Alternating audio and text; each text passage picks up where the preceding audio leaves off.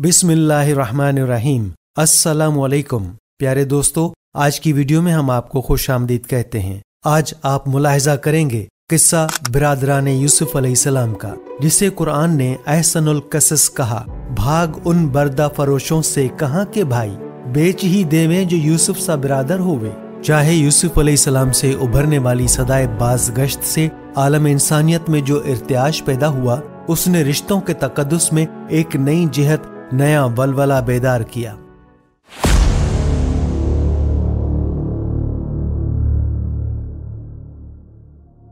कुरान करीम ने वाक़या हजरत यूसुफ अलैहिस्सलाम को अहसनुल कसस कहा, इसलिए कि इसमें जिस कदर इबरतें, हिकमतें और मवाइज़ व नसाहे हैं, किसी दूसरे वाक़े में यकजा नहीं।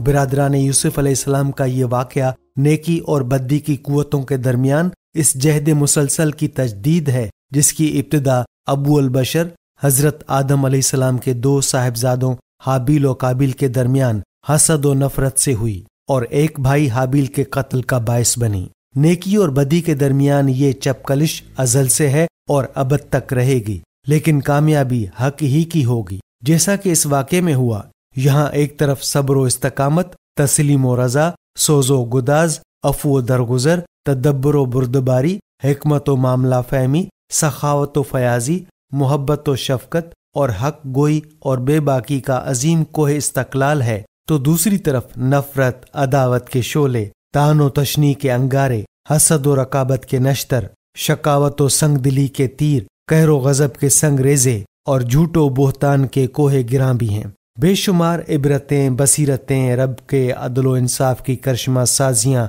और बशरी लग्जिशों और ज़ब्त नफ्स की अजूबा कारियां नुमायां हैं। सैयदना अली मुर्तज़ा रज़ियल्लाहु ताला अन्हु का कौल है कि जिसे अपने छोड़ दें उसे गैर अपना लेते हैं। बिरादरान यूसुफ अलैहिस्सलाम ने भाई को अंधे कुएं में फेंक दिया, लेकिन कुदरत का फैसला देखिए कि इलाका गैर के अजीज़े मिस्र ने उसे अपना बना लिया, और जब मिस्र की औरतों में उनके हुस्न के चर्चे हुए तो अपने मोहसिन की इज्जत की हिफाजत की खातिर पाबंद सलासल होकर जंदान मिस्र को अपना मस्कन बना लिया। जिसका कोई नहीं होता उसका खुदा होता है, जो इंसान की शे रग से भी करीब है। जंदान खाने के गोशाए गुमनामी में रब की हमदो सना में हमातन मसरूफ इस बरगुजीदा नौजवान पर अब करामात का नया बाब शुरू हुआ चाहता है, और फिर एक ख्वाब की ताबीर बादशाह मिस्र को यूसुफ का असीर बना देती है। और जब शाही ऐवानों में बराजुमान अरबाब अख्तियार के सामने इल्म व हिकमत और फहम व फरासत के नए नए दरीचे खुले, तो शहनशाह ने शाही खजानों की चाबियां कदमों में ढेर कर दी। गिरिया याकूब अलैहिस्सलाम ने हिजरे यूसुफ में बसारत खोई तो रब ने पेराहाने यूसुफ से बीना कर दिया, और फिर चश्मे फलक ने खानवादा याकूब के मिलाप का वो मंजर देखा कि जिसमें तख्ते शाही पर रौनक अफरोज हजरत यूसुफ और हजरत याकूब अलैहिस्सलाम के सामने बिरादरान यूसुफ सजदा रेज हैं, और यूं बचपन के ख्वाब ने हकीकत का रूप धार लिया। वो ख्वाब जिसकी ताबीर 40 साल बाद मिली, हजरत यूसुफ अलैहिस्सलाम हजरत याकूब अलैहिस्सलाम के बेटे, हजरत इसहाक अलैहिस्सलाम के पोते और हजरत इब्राहिम अलैहिस्सलाम के पड़ पोते थे। उनकी वालदा का नाम हजरत राहील बिनते लायान है। हजरत याकूब अलैहिस्सलाम को उनसे बेपनाह मोहब्बत बल्कि इश्क था, इसलिए वो उनकी जुदाई को गवारा न करते थे। हजरत राहील के बतन से दो बेटे हजरत यूसुफ अलैहिस्सलाम और हजरत बिन्यामीन पैदा हुए, जबकि हजरत याकूब अलैहिस्सलाम के कुल 12 बेटे थे। हजरत यूसुफ अलैहिस्सलाम बचपन ही से आदात व एतवार में अपने दूसरे भाइयों से बिल्कुल मुख्तलिफ थे। हजरत याकूब अलैहिस्सलाम अपनी तमाम औलाद में हजरत यूसुफ अलैहिस्सलाम से वालिहाना मोहब्बत करते थे। इसकी एक वजह यह भी थी कि वो हजरत यूसुफ अलैहिस्सलाम की पेशानी का चमकता हुआ नूर नबुवत पहचानते थे और वही इलाही के जरिए उसकी इतला पा चुके थे। हजरत याकूब अलैहिस्सलाम का हजरत यूसुफ अलैहिस्सलाम के साथ वालिहाना इश्क बिरादरान यूसुफ के लिए सख्त तकलीफ दे और नाकाबिले बर्दाश्त था। वो हर वक्त इस फिक्र में लगे रहते थे, या तो हजरत याकूब अलैहिस्सलाम के कल्ब से उनकी मोहब्बत निकाल फेंकें, या फिर हजरत यूसुफ अलैहिस्सलाम ही को अपने रास्ते से हटा दें ताकि किस्सा पाक हो जाए। उन भाइयों के हासदाना रवैये का कुरान में भी जिक्र है। हजरत यूसुफ अलैहिस्सलाम ने एक ख्वाब देखा जिसे कुरान करीम ने यूं बयान फरमाया है। तर्जमा: जबकि यूसुफ ने अपने बाप से कहा, अय अब्बा जान, मैंने ख्वाब में 11 सितारों, सूरज और चांद को देखा कि वो सब मुझे सजदा कर रहे हैं। انہوں نے کہا اے میرے بیٹے تو اپنے اس خواب کا ذکر اپنے بھائیوں سے نہ کرنا، ایسا نہ ہو کہ وہ تیرے ساتھ کوئی چال چلیں، بلا شبہ شیطان انسان کا کھلا دشمن ہے، اور اسی طرح تیرا پروردگار تجھے برگزیدہ کرے گا اور معاملہ فہمی یا خوابوں کی تعبیر بھی سکھائے گا اور تجھے اپنی بھرپور نعمت عطا فرمائے گا۔ سورہ یوسف آیات 4 تا 6۔ یاد رہے حضرت یوسف علیہ السلام کی والدہ کا انتقال چھوٹے بیٹے بنیامین کی پیدائش کے وقت ہو گیا تھا۔ حسد و نفرت کی بھڑکتی آگ۔ بعض مفسرین نے لکھا ہے کہ جس وقت حضرت یوسف علیہ السلام اپنے والد کو خواب سنا رہے تھے، اس وقت ان کی سوتیلی ماں دروازے کی آڑ سے ان کی باتیں سن رہی تھی۔ اس نے یہ بات اپنے بیٹوں کو بھی بتا دی۔ آخرکار حسد کی بھڑکتی ہوئی آگ نے ایک روز برادران یوسف کو ان کے خلاف سازش کرنے پر مجبور کر دیا۔ ارشاد باری تعالیٰ ہے، ترجمہ، وہ کہنے لگے کہ یوسف علیہ السلام اور اس کا بھائی بنیامین ہمارے باپ کو زیادہ پیارے ہیں، حالانکہ ہم زیادہ طاقتور ہیں۔ بلا شبہ ہمارے والد صریح غلطی پر ہیں۔ یوسف علیہ السلام کو تو مار ہی ڈالو یا کسی نامعلوم جگہ پھینک دو تاکہ والد کی توجہ صرف تمہاری طرف ہو جائے، اس کے بعد تم نیک ہو جانا۔ ان میں سے ایک نے کہا یوسف علیہ السلام کو قتل نہ کرو، بلکہ اسے کسی گمنام کنویں میں ڈال دو تاکہ کوئی قافلہ اسے اٹھا لے جائے۔ اگر تمہیں کرنا ہی ہے تو یہ کرو۔ سورہ یوسف آیات 8 تا 10۔ آپس کے اس مشورے کے بعد وہ سب حضرت یعقوب علیہ السلام کی خدمت میں حاضر ہوئے اور کہنے لگے آپ یوسف علیہ السلام کو ہمارے ساتھ سیر کرنے کے لیے کیوں نہیں بھیجتے؟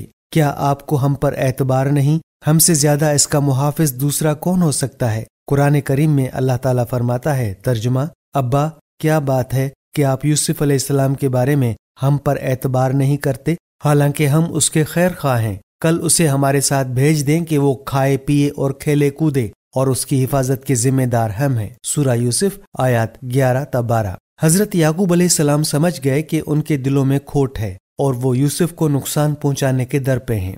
چنانچہ حضرت یعقوب علیہ السلام نے کہا اسے تمہارا لے جانا میرے لیے باعث تکلیف ہوگا، اور مجھے یہ بھی خوف ہے کہ تمہاری غفلت کی بنا پر اسے بھیڑیا نہ کھا جائے۔ انہوں نے جواب دیا ہم جیسے طاقتور بھائیوں کی موجودگی میں بھی اگر اسے بھیڑیا کھا جائے تو ہم بالکل نکمے ہی ہوئے۔ سورہ یوسف آیات 13-14۔ برادران یوسف کی شقی القلبی دوسرے دن صبح روانگی سے قبل حضرت یعقوب علیہ السلام نے ایک بار پھر ان 10 بیٹوں کو یوسف علیہ السلام کی حفاظت کی یاد دہانی کروائی اور کچھ دور تک ان کے ساتھ گئے۔ جب تک والد ساتھ رہے وہ بھائی کو گود میں اٹھائے رہے، لیکن جیسے ہی وہ نظروں سے اوجھل ہوئے انہوں نے یوسف علیہ السلام کو گود سے نیچے اتارا اور مار پیٹ شروع کر دی۔ ان سب کے دل پتھر ہو چکے تھے۔ قرآن کریم میں یوں بیان کیا گیا ہے، ترجمہ، پھر جب وہ اسے لے کر چلے تو ان سب نے مل کر ٹھان لیا کہ اسے غیر آباد گہرے کنویں کی تہ میں پھینک دیں۔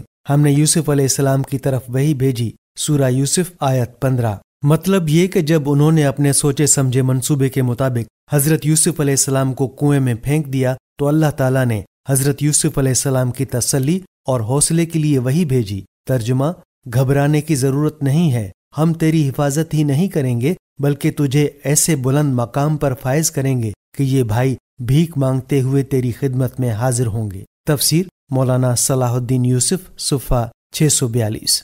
بلغت یوسف کی رحم کی التجا۔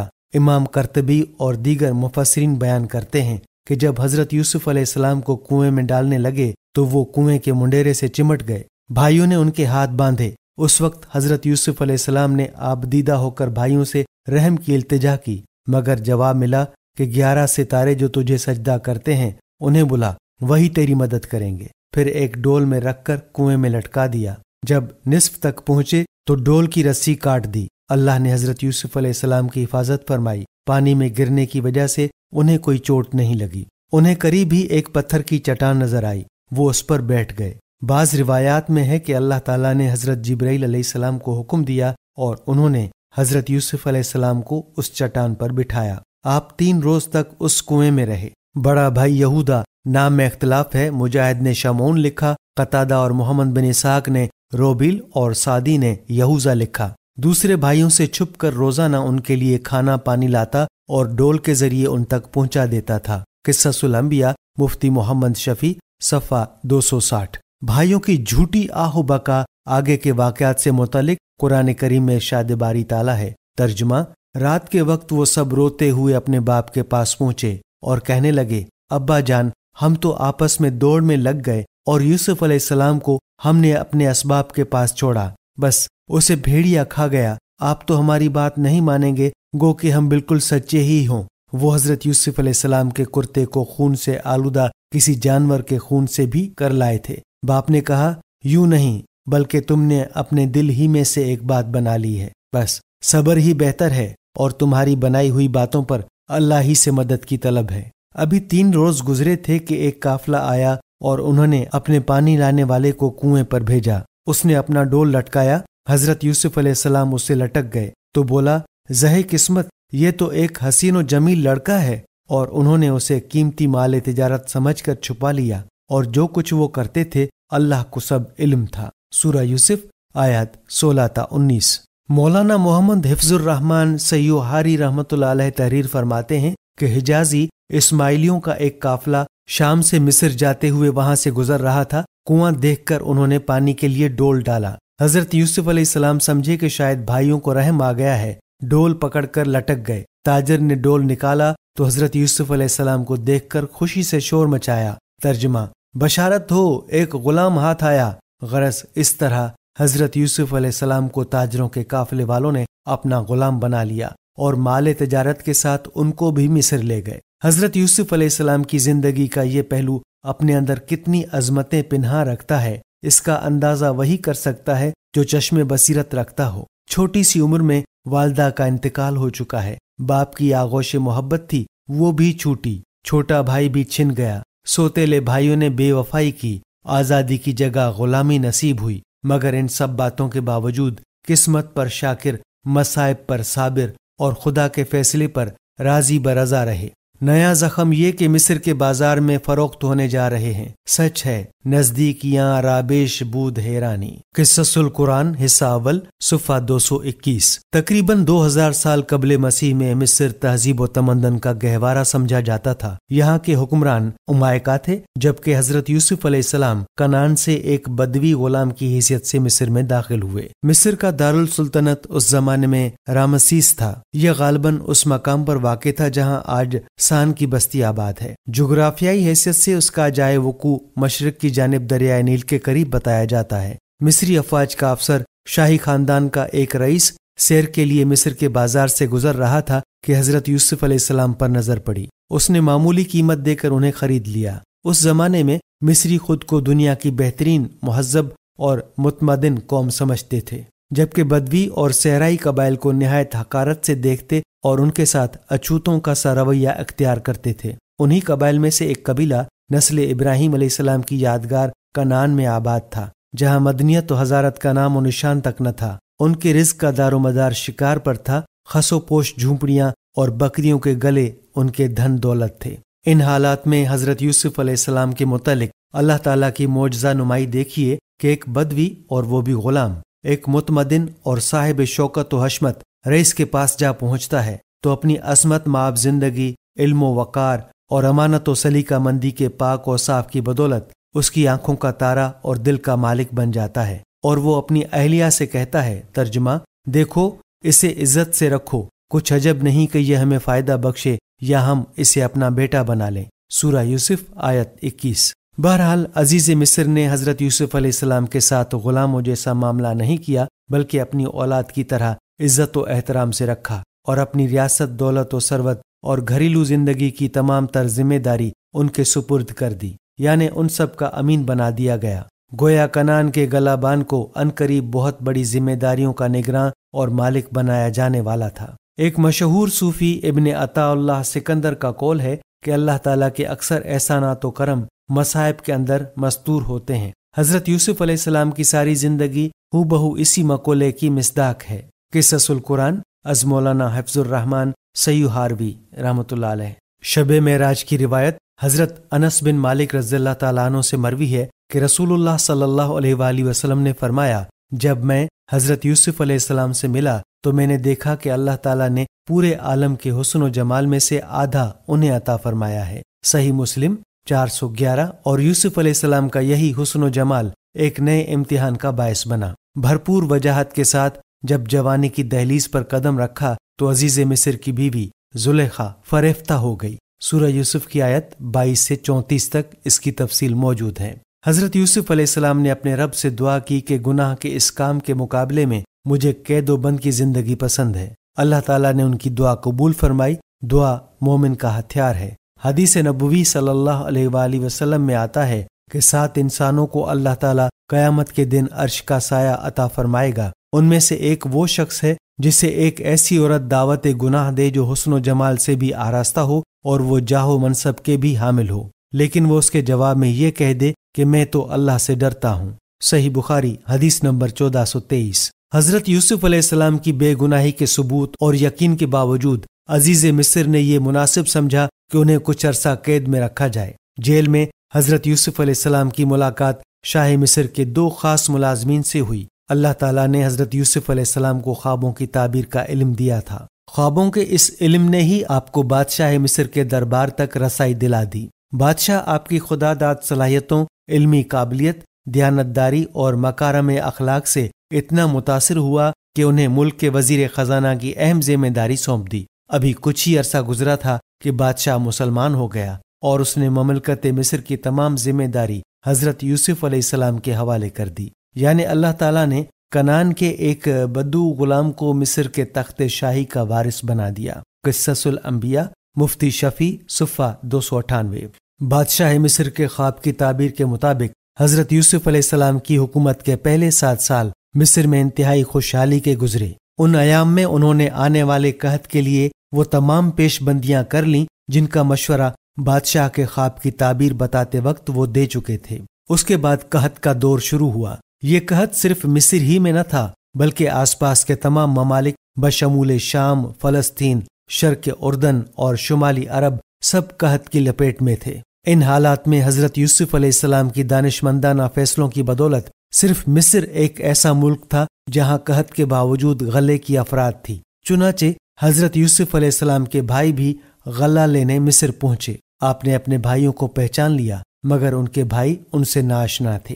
برادران یوسف کا آپ کو نہ پہچاننا کچھ بعید از قیاس نہیں۔ جس وقت انہوں نے آپ کو کنویں میں پھینکا تھا اس وقت آپ کم سن تھے۔ عمر کے معاملے میں مفسرین میں اختلاف ہے اور اب آپ علیہ السلام کی عمر 38 سال کے لگ بھگ تھی۔ اتنی طویل مدت بہت کچھ بدل دیتی ہے، اور پھر یہ تو ان کے وہم و گمان میں بھی نہ تھا کہ جس بھائی کو وہ کنویں میں پھینک گئے تھے وہ آج مصر کا مختار مطلق ہوگا۔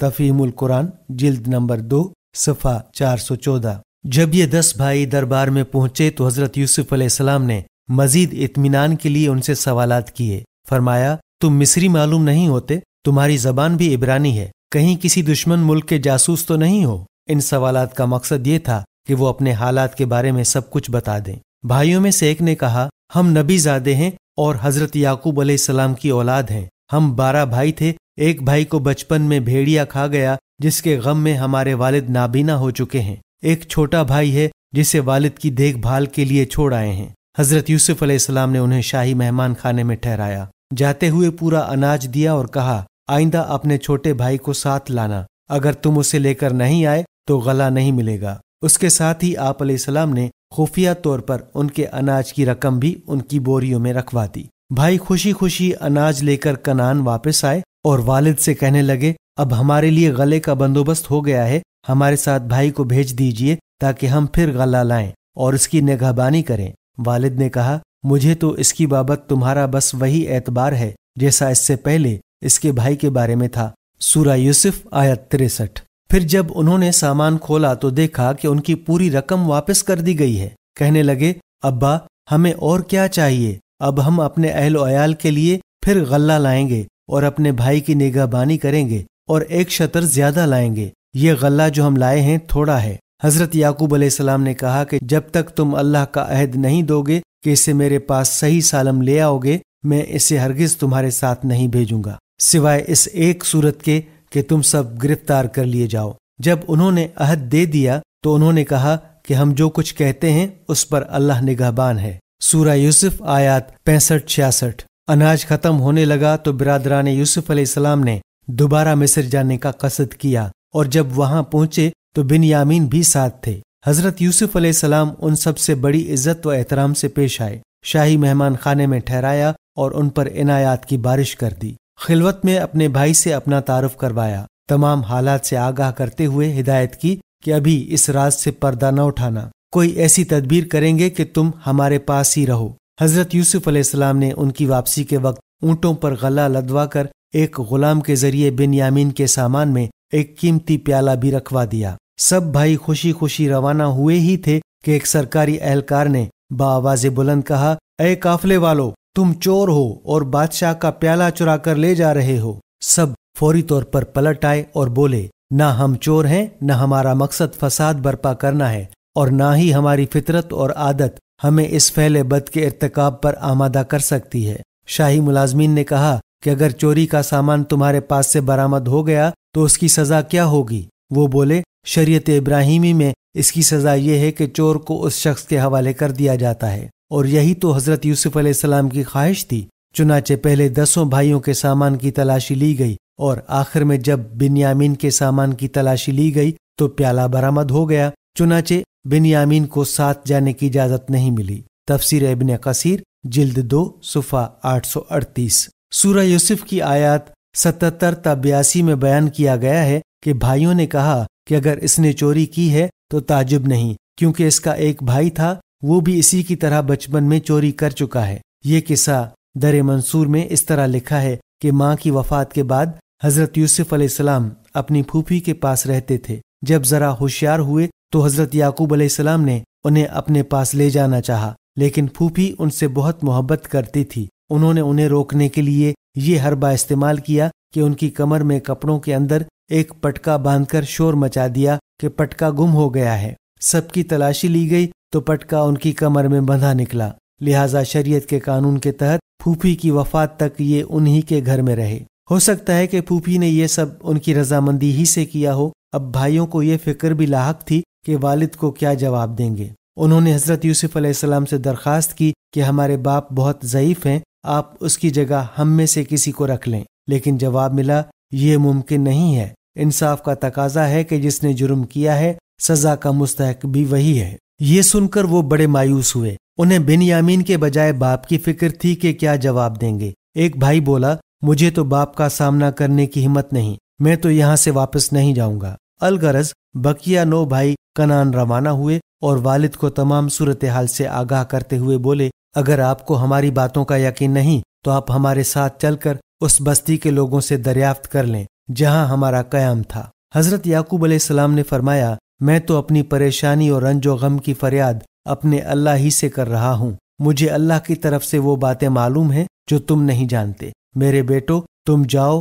اور یوسف اور اس کے بھائی کو پوری طرح تلاش کرو، اور اللہ کی رحمت سے مایوس مت ہو، بے شک اللہ کی رحمت سے مایوس وہی ہوتے ہیں جو کافر ہیں۔ سورہ یوسف آیات 86-87۔ امام قرطبی رحمۃ اللہ علیہ نے فرمایا کہ واقعہ یعقوب علیہ السلام سے ثابت ہوا کہ ہر مسلمان پر واجب ہے کہ جب اسے کوئی تکلیف اور مصیبت اپنی جان، مال یا اولاد کی جانب سے آئے تو اس کا علاج صبر جمیل اور اللہ تعالیٰ کی قضا پر راضی ہونے سے کرے، جس طرح حضرت یعقوب علیہ السلام اور دوسرے انبیاء کرام کی روش رہی ہے۔ حضرت حسن بصری رحمۃ اللہ علیہ نے فرمایا کہ اللہ تعالیٰ کے نزدیک انسان جس قدر گھونٹ پیتا ہے ان سب میں 2 گھونٹ زیادہ محبوب ہیں، ایک مصیبت پر صبر کرنا اور دوسرے غصے کو پی جانا۔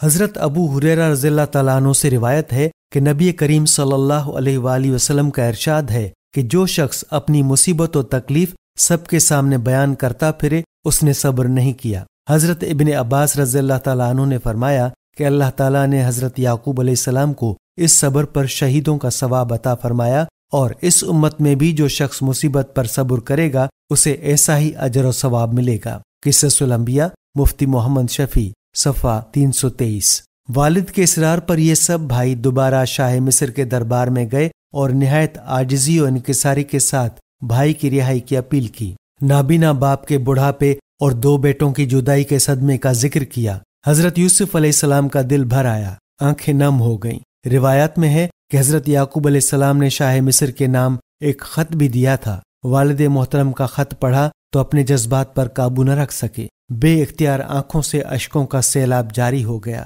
روتے ہوئے بھائیوں کی جانب دیکھا اور بولے، کیا تم لوگوں کو یاد ہے کہ تم نے یوسف اور اس کے بھائی کے ساتھ بچپن میں کیا برتاؤ کیا تھا؟ شاہ مصر کی زبان سے حضرت یوسف علیہ السلام کا تذکرہ سن کر برادران یوسف حیران اور پریشان ہو گئے۔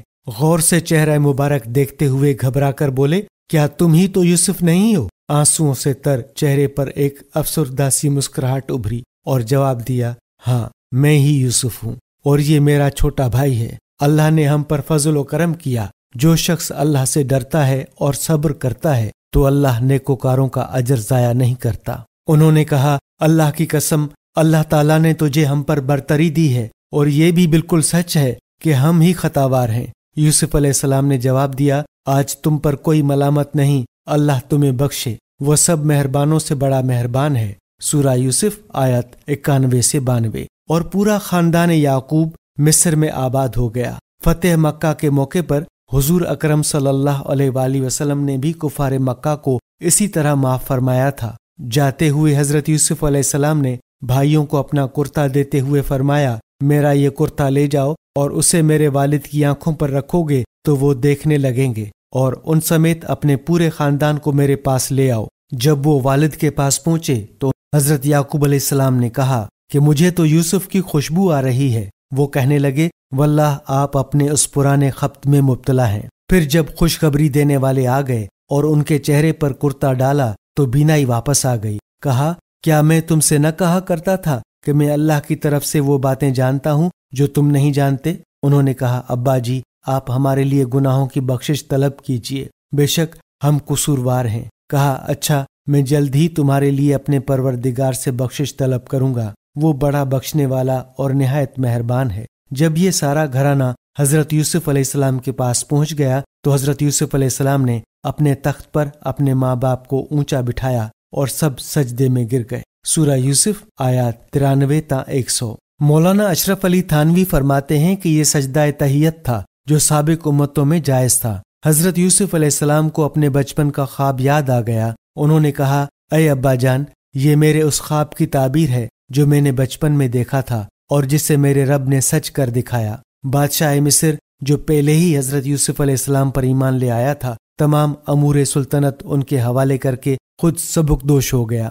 تخت پر حضرت یعقوب علیہ السلام کے ساتھ ان کی دوسری بیوی تشریف رکھتی تھیں۔ حضرت یعقوب علیہ السلام کے پورے خاندان نے مصر میں مستقل سکونت اختیار کر لی تھی۔ جب وہ مصر میں داخل ہوئے تو 93 نفوس تھے، لیکن جب حضرت موسیٰ علیہ السلام بنی اسرائیل کو لے کر مصر سے نکلے تو ان کی تعداد 7 لاکھ کے قریب تھی۔ ناظرین، ہم یہ امید کرتے ہیں کہ آپ کو ہماری آج کی یہ ویڈیو ضرور پسند آئی ہوگی۔ اگر آپ کو ہماری آج کی یہ ویڈیو پسند آئی ہے تو آپ سے گزارش کرتے ہیں کہ آپ ہمارے چینل دستور حیات کو ضرور سبسکرائب کر لیں اور ساتھ ہی لگے بیل کے بٹن کو بھی پریس کر لیں تاکہ آپ کے پاس ہماری آنے والی مزید معلوماتی ویڈیوز کا نوٹیفیکیشن بر وقت ملتا رہے۔ سبسکرائب کے ساتھ ساتھ ہماری ویڈیو کو لائک بھی کریں اور اپنی قیمتی رائے کا اظہار کمنٹس میں ضرور کریں۔ ناظرین، ہمارے چینل دستور حیات کو اسی طرح سے دیکھتے رہیے۔ ہم پھر حاضر ہوں گے ایک نئے موضوع کے ساتھ۔ اللہ تعالیٰ آپ کا اور ہمارا حامی و ناصر ہو، آمین۔